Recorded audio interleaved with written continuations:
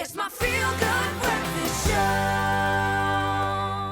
It's true, it is your Feel Good Breakfast Show, and welcome back on this beautiful Tuesday. We're still celebrating Africa Week, and we're joined by award-winning travel host and storyteller, Zahirah Marty, from the kitchen to our couch. She has journeyed across the continent, capturing the magic of its people and places. So whether you're planning your next getaway or just dreaming for now, Zahirah is here to share the African destinations that really have moved her, and also will give you reason to travel too. And alongside her, you can see the smile on my face, entrepreneur, TV presenter, and very proud African Maps Maponyane, who brings his own love of local culture, food, yes, and meaningful travel to every destination. Can our live studio audience please give them a round of applause? Yeah. Thank you. One day there is going to be a live studio audience, and I'm going to get the shock of my life. Okay, and I'm ready for that. Guys, thank you for being here. Oh, it's so good. And I love your T-shirt too. Africa, our time is now. It is. Better than ever, Yes, right? ma'am. Yeah. There's such a spotlight on our continent at the moment, and it's so exciting to just embrace that and enjoy that. I got to ask you, though, you are South Africans here at the end of the day, and you have traveled, but what makes you come home every single time? What is it about South Africa? Everything about South Africa brings me home. The people, the food, the flavor, the weather. Just over the weekend, I was at the Franschhoek Literature Festival, and you drive through these unbelievable mountains and you see these incredible experiences and people and energy. It's the energy. It's the energy of this country that you cannot find anywhere else. Yeah, I'd agree with that. And we're quantifying energy now in all sorts of new geometric spaces. I think we're starting to understand why there is so much power in this place. You've tapped into that, my friend. I think you've become a conduit for the South African energy and the power, whether you were conscious of it or not. But you mean a lot to a lot of people, which is a beautiful thing. Why? Where does your purpose-driven travel come from? Why are you so passionate, man? I think for me, it's firstly my curiosity to discover different cultures, heritages, food, and just see the rest of the world, and just to go out and be as open-minded as possible and see. To experience all the possible facets of life that perhaps we get so limited in our bubbles and in our comfort zones, but there's just so much to learn from, I guess, places we're just not ever used to being exposed to, and people's different walks and paths in life and what's really happening out there. And it's a great way of being able to, I guess, really just try and diversify your human exists, really. And be able to get a full. And you hear the rain falling, just Gaia is blessing your words, my friend. And it's just, it's one of the most amazing things and one of the greatest privileges to be able to be exposed to that and to travel. And what you come back with is absolutely invaluable. Yeah. Incredible. Completely. I love that you mentioned purpose, because I know that you also tap into that space here. So let's talk a little bit more about, I hope I'm saying it right, amahoro, right? Correct. Working with entrepreneurs in displaced communities. Can you tell me a bit more about this? I have had an interest in working across the continent more. I work in a luxury travel space a lot, but I felt like there was a huge cup not being filled by giving back to the continent. That made me essentially who I am. A friend of mine runs an incredible organization that works with forcibly displaced individuals across the continent and creating or co-creating solutions to provide business development opportunities, building partnerships and entrepreneurships to create ecosystems to help improve their lives and futures. And for me, it was a really incredible way to get involved. MAPS has joined the project as well, which has made it really special to have someone from home working with you. And I think the goal really is to just help all the individuals within the program improve themselves, improve their businesses, and help them grow and create opportunities for themselves and their communities, which is essentially what it does. Because that's what we be doing in Africa. We be turning strife, we be turning massive deficits into opportunity.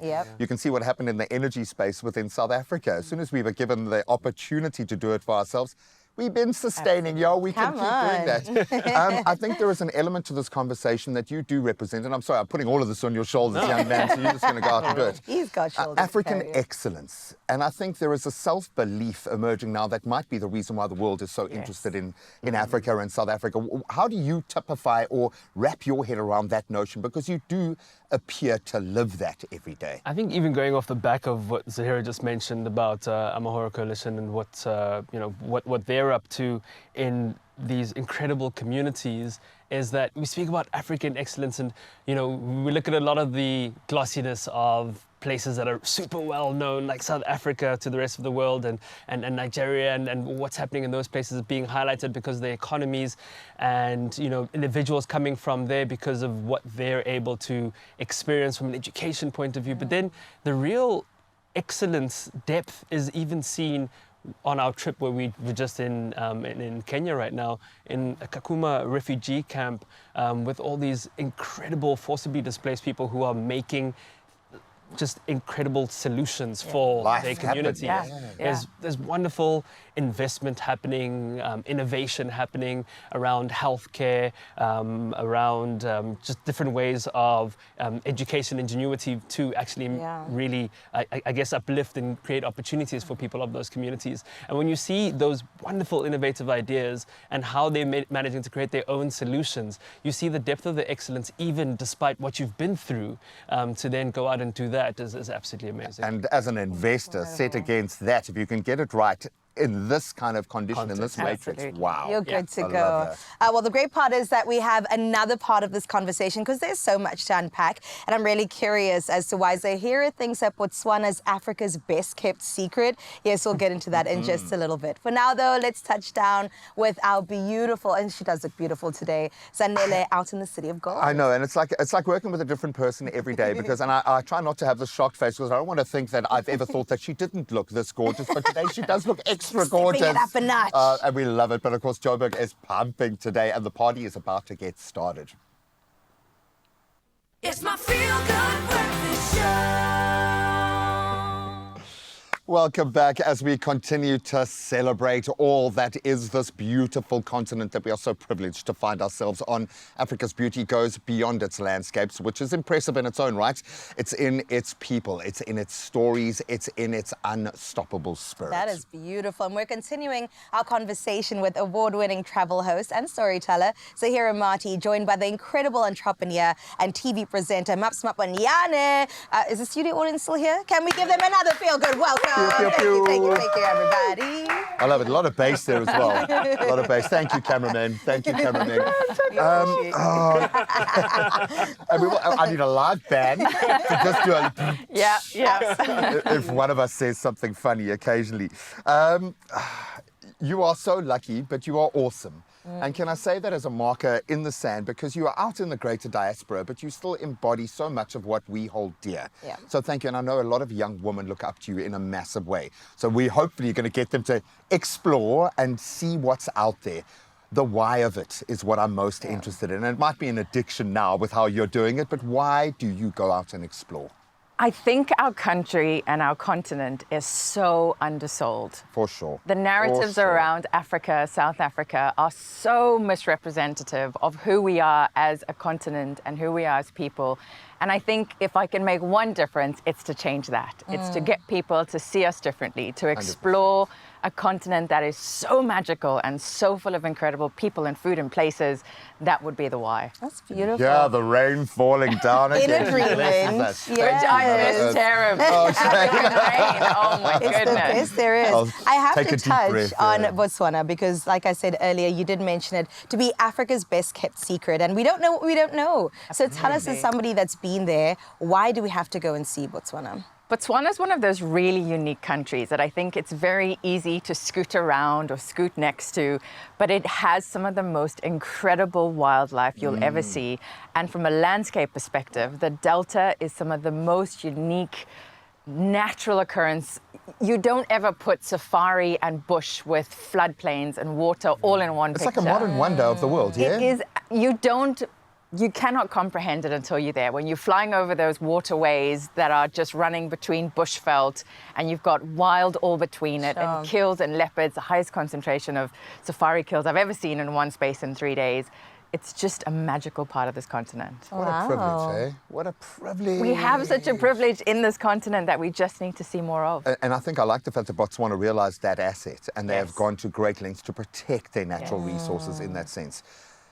Best adventure, dude. Is it possible for you, because there's the stuff we see, there's the stuff online that we get to share, and you are an authentic guy, so I would imagine that line is pretty much the same thing. But have you had a moment where it's gotten bigger than you, that it's something you think about every day? What has been your standout exploration experience? Is that even possible? It's just so hard to be able to pick one of all the incredible experiences I've had on the continent. I mean, I think of Botswana, for example, and having experienced the Delta for the first time and being blown away by, upon landing and seeing a leopard taking its kill up into, the top of On cue. Exactly. It's like, that's the introduction. And you usually will spend an entire time out trying to find a leopard. I saw a leopard for the first time about 2 weeks And you've ago been on in my so life. many. Exactly, Exactly. dude. Yeah. And I mean, you get that introduction, and then I would have George, who was this elephant who would always come to my room and just kind of hang out by the George. balcony and then bring his whole family with him and be able to wake up in the morning and see them all just roam around freely and obviously go through the plains and see the wonderful, obviously, wildlife around there. And I think of going through Ethiopia and the hustle and bustle of Ethiopia and the incredible food and the flavors and the landscape and the nature all around there and the forests of Ethiopia and the culture. There's such a deep heritage and culture of Ethiopia that goes beyond your imagination, and a lot of it has made some of the things that we love the most popular, like things like coffee, and how a lot of it has stemmed from places like Ethiopia and their popularity, making other places around the world popular for it when it's been taken from. That's another. That's a whole other- That's pottery. Go there, buddy. But this is the bottom line. You've literally created a movement on the back of those that have been displaced and Absolutely. taken and stolen from. Yeah. And there is an opportunity in embracing that conversation right now. I love it, dude. And I think that's one of the most beautiful things, which Zahirah touched on, is that now we're in a place where I feel like the world really is slowly starting to recognize us more than ever as these trendsetters. We're setting the way, and it's not about potential anymore. We are living, and our time is now, and we are starting to really change that narrative to being a continent that is just so rich and confident of what it has to offer. Confidence and that is we're key. celebrating that more than ever. I love that. And can I just say, older than we ever knew, Egypt, guys. Yes. What is that like to experience that when that much history comes to bear when you are there? It's hot, depending on the time of year that you go. Yeah. Like Potchefstroom hot, like Oudtshoorn hot, like hotter than like hot. Gaza hot. Like what I would say with Egypt is, like many places across Africa, you really need to give it a shot. I went on my own. There were so many negative narratives about it. Be careful of this and the haggling and the this and the this. But I had the most incredible time. I did the pyramids, I did Sharm el-Sheikh, I did diving, I saw manta rays. It is some of the most beautiful parts of our continent. And I think what it stands for is the diversity across the continent. You know, when you go north, east, south, west, everything's got a different story to tell. Every story is so unique. And what I loved about what Map said is it's confident. We're not here to be grateful for your time. We know what we have. We're not asking we know for how your incredible we validation. are. Yeah. We're welcoming you to experience it. Oh, And of course, judging by the visuals, slumming it. So I'm sorry that you had to really, it's tough out there. Every now and Tough day then. at the office. How about a place like Zambia? Zambia for me was really special. The falls are breathtaking. And as cliched as that word is, they are truly breathtaking. Well, it is a modern wonder. So It is yeah. a modern wonder. It's everything you expect and more. The water is phenomenal. That Incredible. shower is phenomenal. That's pretty intense. Yeah. Maybe not for everyone. But if you're willing to brave it, it is one of the most exhilarating experiences Wow. that you could ever have. Just waiting for the cameraman to take him a step there because he's getting too involved. Oh, that's stunning. Absolutely gorgeous. There is an energy that we share as Africans. Where have you found that home? Where have you felt most at home as a South African on our continent?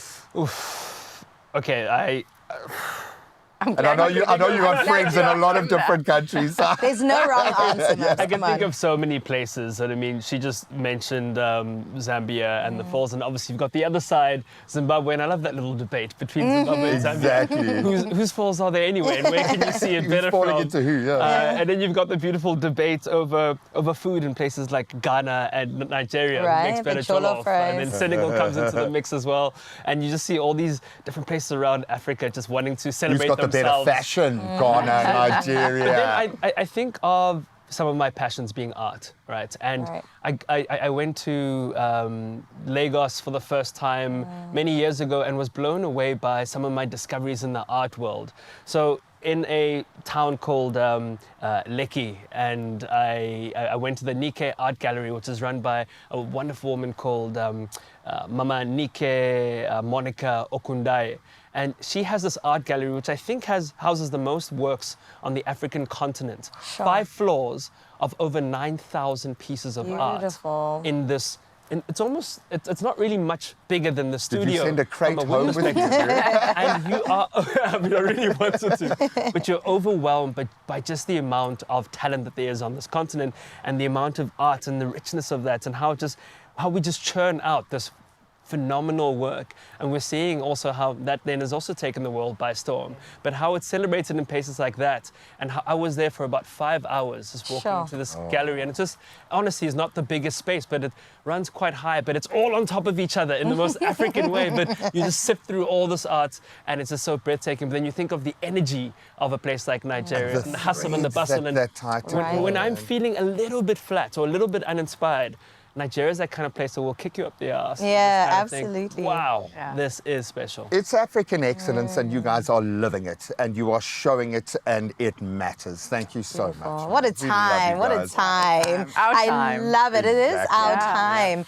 Well, they're not going anywhere. We're going to have them right here in our studio, hopefully till 9 o'clock. It is Zahirah and Maps. And whether it's a destination or a dream, today's guests remind us that Africa is more than a place. It's a perspective, and one rich in many stories, strength, and of course, all the soul that you can imagine.